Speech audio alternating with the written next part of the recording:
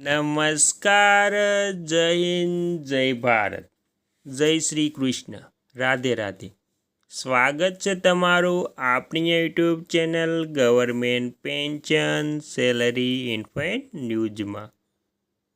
તો આજે આપણે વાત કરવાના છે કે ગુજરાત રાજ્યના વિધવા મહિલાઓ માટે 4 નવી યોજના જાહેર કરી છે તેના માટે, અને આ 4 નવી યોજના ગંગા સ્વરૂપા બહેનોને લાભ લેવા માટે તેના માટે તમારે કઈ કઈ પ્રક્રિયા ઘરે બેઠા સાવ સરળ શબ્દમાં કરવાની છે તેની સંપૂર્ણ વાત આજે આપણે આ વિડીયો મારફતે કરવાની છે. તેથી વિડીયોને અંત સુધી જોવા નમ્ર વિનંતી, અને તમે આપણી ચેનલમાં નવા હોય તો આપણી ચેનલને સબસ્ક્રાઈબ કરી લીજો, અને વિડીયો ગમે તો લાઈક કરવાનું ભૂલતા નહીં. તો આપણે સંપૂર્ણ વાત વિગતવાર જાણીશું. ગુજરાત સરકારે વિધવા એટલે કે ગંગા સ્વરૂપા બહેનો માટે આર્થિક સહાય અને કલ્યાણકારી યોજનાઓ અમલમાં મૂકી છે, જેમાં મુખ્ય પેન્શન યોજના ઉપરાંત પશુપાલન માટે ખાસ સહાય, મકાન બાંધકામ સહાય અને પોસ્ટલ બેન્કિંગ દ્વારા ઘરે બેઠા નાણાં મેળવવાની સુવિધાનો સમાવેશ થાય છે. મુખ્ય સહાય અને યોજનાઓ અને અપડેટ.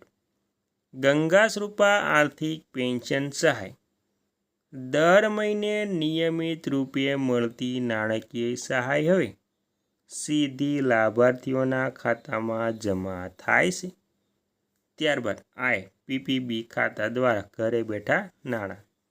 તો પેન્શનની રકમ Indian post payment bank IPPB ખાતામાં જમા થાય છે, અને પોસ્ટમેન દ્વારા ઘરે બેઠા રોકડ ઉપાડની સગવડ મળે છે. પશુપાલન માટે વિશેષ સહાય. તો પશુપાલન માટે ખેડૂત પોર્ટલ દ્વારા 18 થી 50 વર્ષની બહેનોને પશુપાલન માટે ₹33,600 થી ₹50,400 સુધીની સહાય મળે છે, અને મકાન બાંધકામ માટે સહાય. તો જરૂરિયાતમંદ વિધવા બહેનોને ઘર બનાવવા માટે ₹40,000 સુધીની મકાન બાંધકામ સહાય આપવામાં આવે છે.